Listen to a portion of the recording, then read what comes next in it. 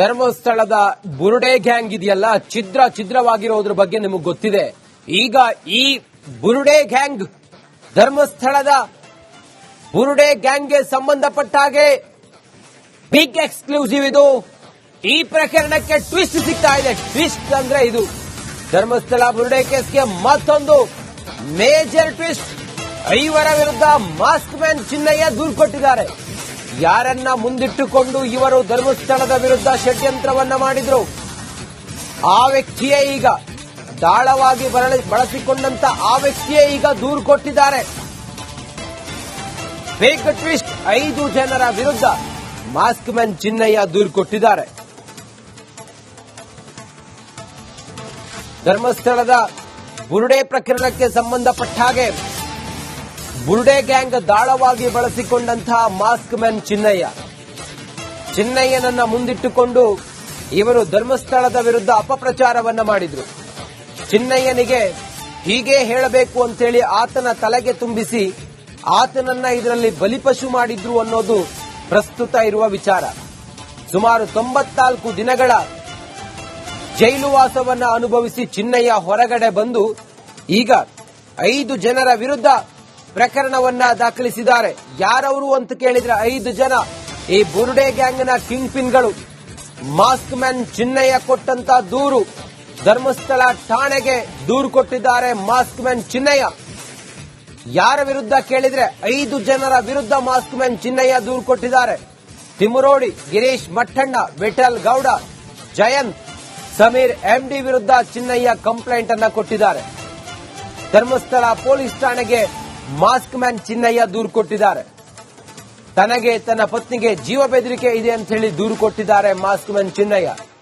Belthangady police ಠಾಣೆಯಲ್ಲಿ ಮನವಿಯನ್ನ ಸಲ್ಲಿಸಲು ಪೊಲೀಸರು ಸೂಚನೆ ಕೊಟ್ಟಿದ್ದಾರೆ.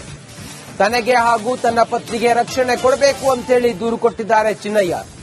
ಧರ್ಮಸ್ಥಳ ಬುರುಡೆ ಕೇಸ್ಗೆ ಇದು ಮೇಜರ್ ಟ್ವಿಸ್ಟ್.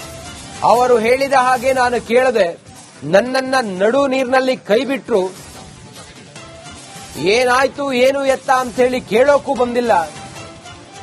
ಇವತ್ತು ನನ್ನ ಮತ್ತೆ ನನ್ನ ಧರ್ಮಪತ್ನಿಗೆ ಜೀವಕ್ಕೆ ಬೆದರಿಕೆ ಇದೆ, ಜೀವಕ್ಕೆ ಅಪಾಯ ಇದೆ, ಹಿಂಗಂತ ಹೇಳಿ ದೂರು ಕೊಟ್ಟಿದ್ದಾರೆ ಧರ್ಮಸ್ಥಳ ಪೊಲೀಸ್ ಠಾಣೆಗೆ.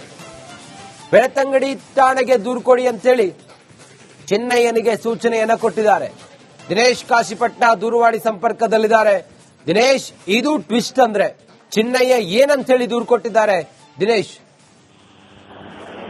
ಹೌದು ರಂಜಿತ್, ಧರ್ಮಸ್ಥಳ ಶವಭೂಷಿತ ಪ್ರಕರಣ ಏನಿದೆ ಅದು ಬೇರೆ ಬೇರೆ ರೀತಿಯಾದಂತಹ ಟ್ವಿಸ್ಟ್ಗಳು ಸಿಗ್ತಾ ಹೋಗ್ತಾ ಇದೆ ಮತ್ತು ಆ ರೋಚಕತೆಗಳನ್ನು ಕೂಡ ಸೃಷ್ಟಿಸ್ತಾ ಹೋಗ್ತಾ ಇದೆ. ಬೇರೆ ಬೇರೆ ರೀತಿಯಂತಹ ತಿರುವುಗಳು ಈ ಒಂದು ಪ್ರಕರಣದಲ್ಲಿ ಸಿಗ್ತಾ ಹೋಗ್ತಾ ಇದೆ. ಪ್ರಮುಖವಾಗಿ ಚಿನ್ನಯ್ಯ ಏನಿದ್ದೇನೆ ಆತನಿಗೆ ಏನು ಜೈಲಿನಿಂದ ಬೇಲು ಸಿಕ್ಕಿ 23 ದಿನಗಳ ಬಳಿಕ ಆತನ ಬಿಡುಗಡೆ ಕೂಡ ಆಗುತ್ತೆ. ಬಿಡುಗಡೆ ಆದ ಬಳಿಕ ಆತ ಇವತ್ತು ಬೆಳ್ತಂಗಡಿಯ ಏನು ಸ್ಟೇಷನ್ಗೆ ಬಂದಿರುವಂತದ್ದು. ಪ್ರಮುಖವಾಗಿ 5 ವಿರುದ್ಧ ಆತ ದೂರನ್ನು ಕೂಡ ನೀಡಿರುವಂತದ್ದು. ಅಂದ್ರೆ ಈ ಹಿಂದೆ ಜಯಂತಿ, ಗಿರೀಶ್ ಮಠಣ್ಣ, ತಿಮರೋಡಿ ಮತ್ತು ಅವರ ಜೊತೆ ಆತನಿಗೆ ಒಳ್ಳೆಯ ಬಾಂಧವ್ಯ ಇತ್ತು. ಆದ್ರೆ ಯಾವಾಗ ಪ್ರಕರಣ ಬೇರೆ ಬೇರೆ ತಿರುವು ಪಡಿತಾ ಹೋಯಿತು ಮತ್ತು ಅವರು ಈತನನ್ನು ಯಾವಾಗ ಚಿಕಿತ್ಸೆ ಹಾಕಲಿಕ್ಕೆ ನೋಡಿದ್ರು ಅನ್ನುವಂತ ವಿಚಾರಗಳು ಎಲ್ಲವೂ ಕೂಡ ಬಯಲಾಯಿತು. ಆ ಬಳಿಕ ಚಿನ್ನಯ್ಯನಿಗೆ ಕೂಡ ಒಂದಷ್ಟು ಸತ್ಯಾಂಶಗಳು ಗೊತ್ತಾಗ್ತಾ ಇತ್ತು. ಚಿನ್ನಯ್ಯ ಸದ್ಯ ಜೈಲಿನಿಂದ ಹೊರ ಬರ್ತಾ ಇದ್ದಂತೆ ಬೆಳ್ತಂಗಡಿ ಪೊಲೀಸ್ ಠಾಣೆಗೆ ಬಂದು 5 ವಿರುದ್ಧ ದೂರನ್ನ ಕೂಡ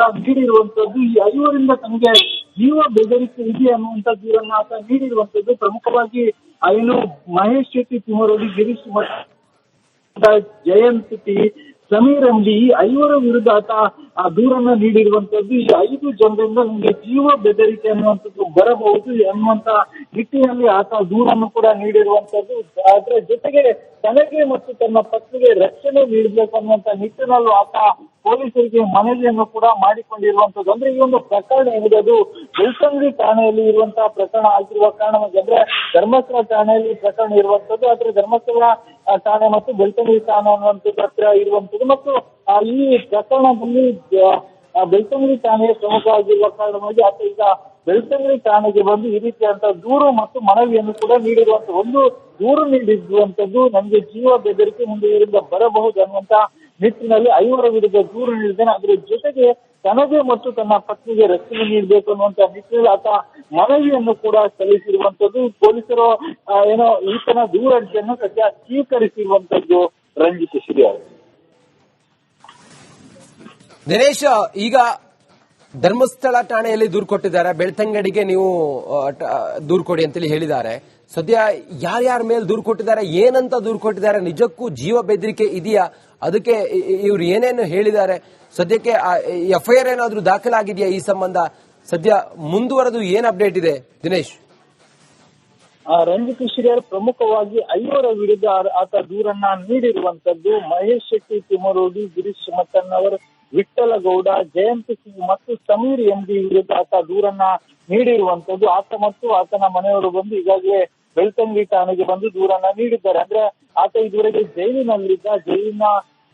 ಜೈಲಿನಿಂದ ಆತನಿಗೆ ಜಾಮೀನು ಸಿಕ್ಕಿತ್ತು. ಅದೇ ಆ ಜಾಮೀನು ಸಿಕ್ಕ ನಂತರವೂ ಕೂಡ ಆತ ರಿಲೀಸ್ ಆಗುವುದಕ್ಕೆ ಒಂದಷ್ಟು ರೀತಿಯಾದಂತಹ ಆರ್ಥಿಕವಾದಂತಹ ಒಂದಷ್ಟು ಸಮಸ್ಯೆ ಬಂತು. ಆ ಬಳಿಕ ಆತ 23 ದಿನಗಳ ಬಳಿಕ ಆತನ ಪತ್ನಿ ಮಲ್ಲಿಕಾ 1 ಲಕ್ಷದ ಬಾಂಡ್ ಮತ್ತು ಆ ಇಬ್ಬರು ಜಾಮೀನು ನೀಡುವವರನ್ನು ಕರೆದುಕೊಂಡು ಬಂದು ಆತನನ್ನ ಬೇಲ್ ಮೂಲಕವಾಗಿ ಕರೆದುಕೊಂಡು ಹೋಗಿದ್ದಾರೆ. ಕರೆದುಕೊಂಡು ಹೋದ ತಕ್ಷಣ ಅಂದ್ರೆ ನಿನ್ನೆ ಅವರ ಮನೆಯಲ್ಲಿದ್ದು ಇವತ್ತು ನೇರವಾಗಿ ಬೆಳ್ತಂಗಡಿ ಠಾಣೆಗೆ ಬಂದು ಈ ರೀತಿಯಂತ ದೂರನ್ನ ನೀಡಿರುವಂತದ್ದು. ಪ್ರಮುಖವಾಗಿ 5 ಮಂದಿ ಅಂದ್ರೆ ಈ ಹಿಂದೆ ಆತನಿಗೆ ಅಷ್ಟೇ ನೀಡಿದವರು ಇವರು ಮತ್ತು ಈ ರೀತಿಯಾಗಿ ಷಡ್ಯಂತ್ರವನ್ನು ರೂಪಿಸಬೇಕು, ಈ ರೀತಿಯಾಗಿ ನೀನು ಸುಳ್ಳು ಹೇಳು ಅನ್ನುವಂತ ವಿಚಾರವನ್ನ ಆತನಿಗೆ ಕೆಳಗೆ ತುಂಬಿದಂತ 5 ಏನಿದ್ದಾರೆ ಅವರ ವಿರುದ್ಧ ಆತ ದೂರನ್ನ ದಾಖಲಿಸಿರುವಂತದ್ದು. ಥ್ಯಾಂಕ್ ಯು ದಿನೇಶ್, ನಿಮ್ಮೆಲ್ಲ ಮಾಹಿತಿಗಾಗಿ. ಧರ್ಮಸ್ಥಳದ ಬುರುಡೆ ಗ್ಯಾಂಗ್ ಇದೆಯಲ್ಲ, ಛಿದ್ರವಾಗಿರೋದ್ರ ಬಗ್ಗೆ ನಿಮಗೆ ಗೊತ್ತಿದೆ. ಈಗ ಈ ಬುರುಡೆ ಗ್ಯಾಂಗ್, ಧರ್ಮಸ್ಥಳದ ಬುರುಡೆ ಗ್ಯಾಂಗ್ಗೆ ಸಂಬಂಧಪಟ್ಟ ಹಾಗೆ ಬಿಗ್ ಎಕ್ಸ್ಕ್ಲೂಸಿವ್ ಇದು. ಈ ಪ್ರಕರಣಕ್ಕೆ ಟ್ವಿಸ್ಟ್ ಸಿಗ್ತಾ ಇದೆ. ಟ್ವಿಸ್ಟ್ ಅಂದ್ರೆ ಇದು ಧರ್ಮಸ್ಥಳ ಬುರುಡೆ ಕೇಸ್ಗೆ ಮತ್ತೊಂದು ಮೇಜರ್ ಟ್ವಿಸ್ಟ್. 5 ವಿರುದ್ಧ ಮಾಸ್ಕ್ ಮ್ಯಾನ್ ಚಿನ್ನಯ್ಯ ದೂರು ಕೊಟ್ಟಿದ್ದಾರೆ. ಯಾರನ್ನ ಮುಂದಿಟ್ಟುಕೊಂಡು ಇವರು ಧರ್ಮಸ್ಥಳದ ವಿರುದ್ಧ ಷಡ್ಯಂತ್ರವನ್ನ ಮಾಡಿದ್ರು, ಆ ವ್ಯಕ್ತಿಯೇ ಈಗ ದಾಳವಾಗಿ ಬಳಸಿಕೊಂಡಂತ ಆ ವ್ಯಕ್ತಿಯೇ ಈಗ ದೂರು ಕೊಟ್ಟಿದ್ದಾರೆ. ಬಿಗ್ ಟ್ವಿಸ್ಟ್, 5 ಜನರ ವಿರುದ್ಧ ಮಾಸ್ಕ್ ಮ್ಯಾನ್ ಚಿನ್ನಯ್ಯ ದೂರು ಕೊಟ್ಟಿದ್ದಾರೆ. ಧರ್ಮಸ್ಥಳದ ಬುರುಡೆ ಪ್ರಕರಣಕ್ಕೆ ಸಂಬಂಧಪಟ್ಟ ಹಾಗೆ ಬುರುಡೆ ಗ್ಯಾಂಗ್ ದಾಳವಾಗಿ ಬಳಸಿಕೊಂಡಂತಹ ಮಾಸ್ಕ್ ಮ್ಯಾನ್ ಚಿನ್ನಯ್ಯನನ್ನ ಮುಂದಿಟ್ಟುಕೊಂಡು ಇವರು ಧರ್ಮಸ್ಥಳದ ವಿರುದ್ಧ ಅಪಪ್ರಚಾರವನ್ನ ಮಾಡಿದ್ರು. ಚಿನ್ನಯ್ಯನಿಗೆ ಹೀಗೆ ಹೇಳಬೇಕು ಅಂತೇಳಿ ಆತನ ತಲೆಗೆ ತುಂಬಿಸಿ ಆತನನ್ನ ಇದರಲ್ಲಿ ಬಲಿಪಶು ಮಾಡಿದ್ರು ಅನ್ನೋದು ಪ್ರಸ್ತುತ ಇರುವ ವಿಚಾರ. ಸುಮಾರು 94 ದಿನಗಳ ಜೈಲು ವಾಸವನ್ನ ಅನುಭವಿಸಿ ಚಿನ್ನಯ್ಯ ಹೊರಗಡೆ ಬಂದು ಈಗ 5 ಜನರ ವಿರುದ್ಧ ಪ್ರಕರಣವನ್ನ ದಾಖಲಿಸಿದ್ದಾರೆ. ಯಾರವರು ಅಂತ ಕೇಳಿದ್ರೆ 5 ಜನ